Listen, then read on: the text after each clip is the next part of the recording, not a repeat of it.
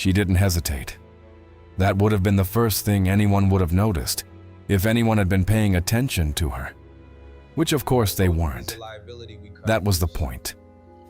The man in the tailored gray suit spoke quietly and quickly with his aide, switching to Arabic mid-sentence the way people switch to a private language when they want to say something they'd rather keep hidden.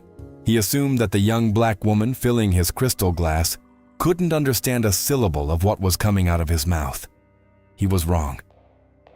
Naomi Carter was 28 years old and had a master's degree in Arabic linguistics from Georgetown University, a degree that had cost her $112,000 and 4 years of her life, and which currently qualified her, in the eyes of the American job market, to do exactly what she was doing: serve water to men who didn't know her name. Harrington's didn't advertise. It didn't need to. Located on the 52nd floor of a glass tower in Midtown Manhattan, it served dishes that Naomi couldn't afford even with a month's salary. She wore a black uniform ironed so precisely that it marked creases at her elbows. She memorized the names of wines she would never taste. She had learned to move through a room like the weather, present but imperceptible, because men like those who dined there demanded that the discomfort of others remain invisible. It was a Tuesday. The private dining room on the north side was reserved under the name Ashford, Grant Ashford, as in Ashford Capital, as in the face that had graced the cover of Forbes for 3 years running, as in the name that her manager, Dennis Walsh, had spent the last half hour repeating with the breathless reverence of a man who genuinely believed that wealth made people more worthy. "Don't look him in the eye," Walsh had told her, pulling on her already perfect tie. "Don't speak unless spoken to. You don't exist in that room, Naomi. Is that clear?" "Yes, Mr. Walsh," she had replied, in the flat, professional tone she had spent 2 years perfecting, the one with no room for anything she actually felt. She picked up the heavy jug and walked down the hallway to the private room. She felt its weight on her right wrist, the same one she had sprained 3 months earlier carrying a tray that was too heavy for one person, which she had carried alone anyway, because Walsh never wanted to know about these things. She pushed the door open. 2 men. Grant Ashford sat with his back to the window, the Manhattan skyline burning silver and gold behind him like a backdrop designed to remind everyone exactly who was in charge here. In his 40s, with a strong jawline and silver streaks in his dark hair, he wore his wealth so naturally that it was no longer something he noticed. Across the table sat his advisor, younger, with thin-rimmed glasses and the composed expression of a man built to agree. Neither of them looked up when she entered. She approached the advisor first. She filled the glass without making a sound. She walked over to Ashford. She tilted the jug carefully. The water flowed into the crystal glass in a clean, silent stream. And then he leaned back slightly in his chair, nodded toward the advisor, and began to speak. In Arabic, Gulf dialect, low, slow, full of contempt. "Look at her," he said. "Do you think a woman like that understands a single word of what we're saying?" Naomi's hand didn't tremble. The water did not spill. She set the pitcher down with absolute precision, clasped her hands in front of her body, and stood still. She had understood every word, every single one. Naomi spent the next 3 minutes doing what she had learned to do masterfully over the past 2 years: exist without existing. She moved silently around the private dining room, repositioned the knife that was slightly askew next to Ashford's plate, checked that the folds of the napkin were symmetrical, and stood near the wall with her hands clasped in front of her body while the 2 men talked. Her expression was neutral. Her eyes were slightly downcast. She looked exactly like what they believed her to be, a woman who understood nothing beyond the basics necessary to do her job. Ashford continued in Arabic, unhurried, like someone speaking at home. "These contracts are costing me a fortune because of incompetent translators," he told his advisor. "Tomorrow I'm firing the entire team. Stupid people are expensive, the advisor replied cautiously. But Naomi didn't catch everything he said because Walsh opened the door at that very moment. He entered without knocking. Of course. "Everything okay here, Mr. Ashford?" Walsh asked, with a smile he reserved exclusively for men with bank accounts of this size. "The wine is late," Ashford said in English, without looking at Walsh. "And the room temperature is 2 degrees above what I prefer." "I apologize profusely. I'll take care of it right away." Walsh turned and looked at Naomi with the expression she knew by heart, the one that said, "You'll pay for this later." Out loud, he said only, "Carter. The reserve bottle. Now." She left. In the hallway, she walked to the wine cellar and stood for a moment with her back against the cold concrete wall. She took a deep breath. There was a familiar pain settling behind her eyes, not from anger, but from something older and heavier, the kind of fatigue that didn't come from an 8-hour shift, but from years of saying yes, Mr. Walsh, when what she needed to say was something else entirely. She thought about her dissertation, 234 pages on the evolution of oral dialects in the coastal regions of the Arabian Gulf. Her advisor had called the work exceptionally rigorous. An academic journal had requested the publishing rights. Her mother had kept the printed email in a shoebox next to Naomi's birth certificate. She had been the first in her family to pursue a graduate degree, the first to leave Baltimore with a partial scholarship, and the promise that the effort would be worth it. $112,000 in debt said the promise had lied. She picked up the bottle and returned. Dinner continued. Ashford ordered a second course, then dessert. All the while, he and his advisor continued to switch between English and Arabic, with the confidence of those who use a coded language in public, secure, unconcerned, completely certain that the walls around them had no ears. He talked about the meeting the next day, about the terms he intended to push through, about the foreign delegation arriving in New York in the next few hours, and who, according to him in Arabic, had no idea what they were about to sign. Naomi served. She cleared the table. She remained invisible. And then Ashford looked at the empty glass and, without taking his eyes off the documents in front of him, said in Arabic, "Casual, almost bored. That one won't even notice if I leave 0 tip. That guy doesn't notice anything." The aide looked away, uncomfortable. Naomi picked up the pitcher.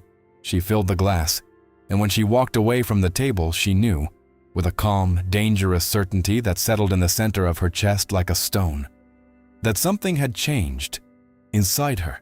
Not explosively, not yet, but it had changed. If this story has stuck in your head so far, subscribe to the channel. What comes next will take your breath away. Don't miss it. She should have left when her shift ended. That's what the sensible version of Naomi Carter would have done. Grab her coat, take the subway, arrive at the 1-bedroom apartment in the Bronx she shared with a college roommate, and sleep the 6 hours she could before waking up and doing it all over again. That was the routine. That was survival. But with 20 minutes to go before the kitchen closed, Walsh called her back into the hallway. He was standing near the service entrance with his arms crossed, and that expression, tight, calculated, that meant the conversation wasn't going to be good. "Mr. Ashford made a complaint," Walsh said without preamble. Naomi waited. "He said you were slow between refills, that you seemed distracted." Walsh paused to let the weight of it sink in. "I warned you, Naomi. I warned you that this table needed your full attention. I was present every moment of the service, Mr. Walsh." He didn't think so. With all due respect, he didn't look at me once during the entire dinner. The silence that followed was the kind Walsh used as a tool. He let it stretch, waiting for her to fill the space with an apology. Naomi didn't fill it. "You're on thin ice, Carter," he finally said. "One more complaint, and I can't protect you." She wanted to ask when exactly he had done that, protected her. But she just said, "Understood, Mr. Walsh," and she left. Outside, the Manhattan night was cold and unforgiving. She descended the subway stairs with her coat wrapped tightly around her and stood staring at the dark track, waiting for the train. Next to her, a man slept leaning against the wall with an empty coffee cup between his feet. She thought about how much money was in his cup versus how much was in her account. The difference wasn't as big as it should have been. The next day, she arrived early. She did the mise en place for her section without talking to anyone. That's when Maya, the other waitress who worked the lunch shift, approached the service counter with the phone in her hand and a tense look on her face. "Have you seen this?" The screen showed a photograph. It was Naomi, taken from inside the dining room, probably by Ashford's assistant, pouring wine with the concentrated expression she used when she needed to think of nothing but the movement of her hands. The caption read, "Harrington hires the cream of the crop." It was a public post on a business account with 200,000 followers. In the comments, people were laughing. "When was this taken?" Naomi asked, her voice very quiet. "Last night. It already has almost 3,000 likes." She stared at her own image on the screen. She hadn't authorized anything. She hadn't even been told. It was as if the camera had confirmed everything they already thought, that she was a decorative element, part of the atmosphere, a detail of the environment like the chandelier or the carpet. Walsh was called. Walsh looked at the photo. Walsh said it was organic publicity and that Naomi should be flattered. She said nothing, but it was that afternoon, while folding linen napkins with a mechanical precision that her body already performed without instruction, that Naomi made a silent decision. Not dramatic, not yet. Just a line drawn internally, the kind that doesn't erase. That night, Mr. Ashford's table was reserved again, and this time, Naomi asked to be assigned to it. Walsh looked surprised, then pleased. In the wrong way. "I see you've learned your lesson," he said. She smiled. "In the right way. Have you ever been in a place where they treated you as if you were invisible, even though you had everything they could never have? Write it here in the comments. We read them all." She arrived at the table at 8:17 p.m. Ashford was back with the same thin, spectacled aide, but this time there was a third man. Older, white turban, the long, well-groomed beard of someone who doesn't have to prove anything to anyone. He sat at the head of the table with the calm demeanor of someone accustomed to being the most important man in any room he enters. Naomi recognized the accent before he even finished his first sentence. Najdi, interior of Saudi Arabia, heavy, musical, unmistakable. This was the partner, the meeting Ashford had mentioned the night before, the delegation that had no idea what it was about to sign. It was happening now. Here, at a dinner table, before any formal contract, the way things are really decided among men with this level of money. Not in meeting rooms, but in environments where wine relaxes the guard and invisible service creates the illusion of privacy. Naomi served the appetizer in silence. For the first 40 minutes, the conversation was in English, cordial, careful, the three men navigating around the real terms with the delicacy of those who know that what is left unsaid is worth more than what is said. She cleared the plates, brought the second course, refilled the glasses. Then the oldest man, he had been introduced only as Al-Rashid, turned to the bespectacled advisor and said in Arabic, in a sideways tone, clearly not intending to include Ashford, "This man is offering us 20% below the real value." "Have you seen the numbers?" The advisor replied, also in Arabic, "I have." "But he doesn't know we have." "Exactly," Al-Rashid said. "Let him continue to think that." Naomi was standing 2 meters away. Her face showed absolutely nothing. Ashford smiled at Al-Rashid, the smile of someone who believes he is in control, and said in English, "So we are aligned on the general terms?" "We need one more night to consider," Al-Rashid replied in English, with perfect civility. Of course," Ashford raised his glass. "To the partnership." They drank.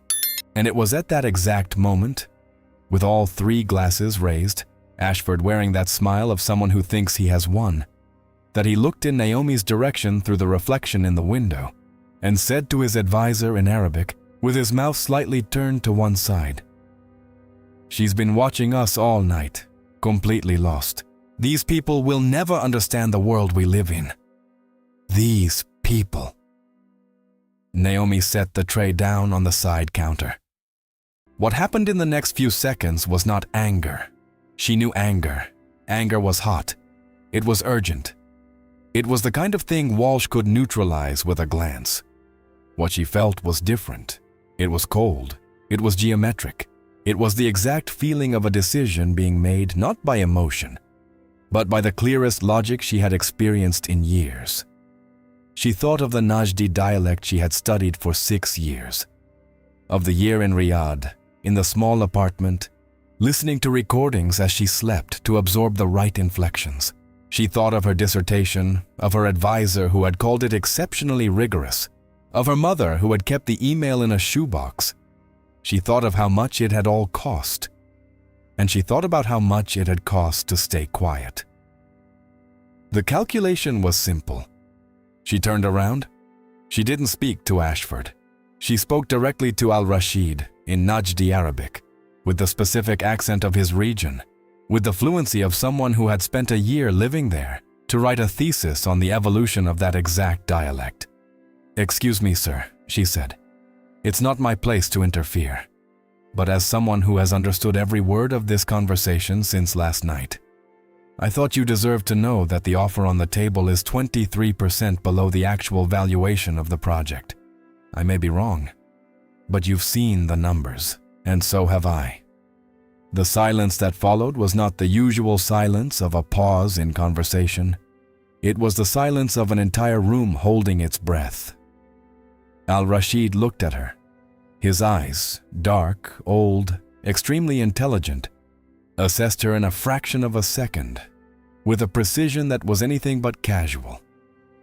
Then he looked at Ashford. And Grant Ashford, for the first time all evening, had absolutely nothing to say. Al-Rashid did not move immediately. He stood still with the glass still in his hand, looking at Ashford with an expression Naomi had only seen once before, on the face of her linguistics professor when a student had plagiarized a paper and thought no one would notice. It wasn't anger. It was worse. It was the precise moment when respect withdraws from a place where it had been.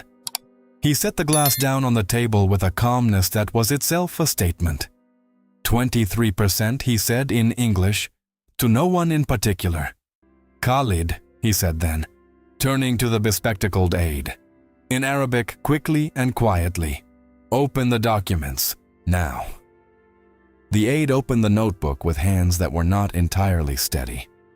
Ashford stepped forward, his voice taking on that controlled tone of a man accustomed to salvaging situations. "Look, I think there's been a misunderstanding about the evaluation methodology. If you give me a moment to explain." "You had all night to explain," Al-Rashid said, still quiet, still controlled, but with a coldness that closed the space in the room in a way that no shouting could. He chose not to do so. The silence that followed lasted perhaps 10 seconds. It was a very long 10 seconds. Then Al-Rashid leaned back in his chair slowly, like someone who had just made an important decision and was allowing himself a moment before acting on it. He looked at the bespectacled aide, who was staring at the tablecloth with the expression of someone who would rather be anywhere else on the planet, and said only in Arabic, "Did you know she understood?" "No," the aide replied, honestly. "But he knew," Al-Rashid said, turning his eyes to Ashford. "There was no way I could—" "You talked about the numbers in front of her yesterday," Al-Rashid said, still in the same low, controlled tone that was far more intimidating than any shouting could be. "Tonight you did the same. Either you knew and didn't care because you believed she didn't understand, or you didn't know and were careless with information that wasn't yours to be careless with. A precise pause. Either way, it tells me what I need to know about how you conduct business. Ashford didn't respond. Walsh appeared at the door. He had sensed that something was wrong, the way managers do when the wrong kind of silence fills a space that should have been filled with a clatter of cutlery. He looked at the scene, tried to read what had happened, and looked at Naomi with that familiar expression of anticipated accusation. Carter. One word. "Excuse me," Naomi said to the table, and left. In the hallway, Walsh closed the door behind them and stood so close she could smell the lunchtime coffee on his breath. "What did you do?" "I served the table, Mr. Walsh. Don't give me that. What did you say in there?" "I told the truth." Walsh ran his hand through his hair, staring at the ceiling as if asking for patience from something invisible. "Do you know what this means? You may have destroyed a relationship that this restaurant took 3 years to build with Ashford. You may have..." "He was using this restaurant to conduct a dishonest negotiation," Naomi said. Her voice wasn't raised. It was absolutely flat and absolutely firm. "In my section. In my presence. And he called me those names while he was doing it." Walsh blinked. "What did you just say to me?" Naomi didn't repeat it. She didn't need to. She could see from his face that he understood, and that the part that bothered him wasn't what Ashford had said, but the fact that she had heard it. She took off her apron. She folded it carefully, just as she had folded each linen napkin that evening, with the same mechanical precision. But this time, the gesture carried a completely different weight. She placed it on the service counter next to the water jug. "You can record it as a resignation," she said, "or as a dismissal, whatever." She picked up her coat. From inside the private room, she heard Al-Rashid's voice, calm, grave in English this time, saying a single sentence to Ashford. "I want to talk to her before she leaves." She was standing in the middle of the hallway with her coat on her arm when the door opened. It wasn't Walsh who came out. It was Al-Rashid's aide, a young man she hadn't really noticed during dinner, with a discreet expression and attentive eyes, who approached with the composure of someone accustomed to delivering important messages in tense environments. "Mr. Al-Rashid asks that you wait a few minutes if possible." Naomi looked down the hallway in front of her, to the exit, to the coat folded over his arm. "All right," she said. 3 minutes later, Al-Rashid came out alone, without the aide, without Ashford, who, she later learned, had quietly asked for the check and left without saying another word to anyone, leaving a generous tip on the table that did absolutely nothing to erase anything. The older man stood in front of her in the dimly lit hallway of the Harrington and looked at her in a way she had been looked at very few times in her life. As a whole person, not as a function. "How long have you studied Arabic?" he asked in English. 6 years, she replied. 4 for my bachelor's degree, 2 for my master's, plus a year living in Riyadh for my dissertation. In Riyadh. He repeated it slowly, as if reorganizing something internally. "And you're here." Student loans don't wait for the job market to improve. He was quiet for a moment. Not the uncomfortable silence of someone who doesn't know what to say, but the silence of someone who is really thinking. "What you did tonight," he said, "was no small thing. You knew you could lose your job." "I already had," she said. "I lost it when I decided to do what I did. I just didn't know the exact sequence of events." Something that could have been a smile crossed his face. "My company," Al-Rashid said, "has had an office in New York for 4 years. We have a legal team, a financial team, and no member of the communications team who speaks Arabic without a heavy accent from São Paulo or Moscow." He put his hand in his jacket's inside pocket and pulled out a card, simple cream-colored, with embossed lettering. "I'd like you to consider a conversation. No commitment, just a conversation." Naomi looked at the card. She thought of Baltimore, of her mother's shoebox with the printed email, of the $112,000 that awaited her every morning like a debt that her efforts had not yet managed to pay off. She thought of the 2 years of black uniforms, and the yes. "Mr. Walsh," she had said, instead of everything she needed to say. She took the card. "Tomorrow morning," she said. "If that works for you." "It works," Al-Rashid replied. And he left. Naomi Carter left Harrington at 10:43 that night. The wind blew down Fifth Avenue with the objective coldness of October in New York, and she let it hit her face without flinching. The subway car was empty. She sat facing the dark window, watching her own reflection move through the tunnel. Her coat, her hair now loose, her eyes too awake for the hour. She didn't know what tomorrow's conversation would bring. She didn't know if it would turn into a job, or an opportunity, or just a 40-minute meeting that led nowhere. Those things were never revealed on the card. They were revealed later, in the room, depending on what you brought into it. What she knew was this. She had walked into that restaurant with $112,000 in debt, a master's degree that the world had decided was worth a waitress's salary, and 2 years of accumulated silence that she had swallowed for reasons that had seemed practical at the time, and now seemed just sad. And she had left with a card, a backbone, and the certainty that the language that had cost her all that had finally spoken for her, at the right time, in the right room, to the right person. Sometimes it's like that. It's not dramatic. There's no music. You just reach a point where the cost of staying quiet becomes greater than the cost of speaking up. And you speak up. This is a fictional story, but the emotions it carries are absolutely real. There are people living exactly that right now, with degrees that the market doesn't recognize, with debts that competence hasn't yet paid off, with silences that are too costly to keep maintaining. If you've stayed this far, it's because something in this story has touched something true inside you. Thank you for watching until the end. The next video also has a story that will stay with you, and I hope to see you there.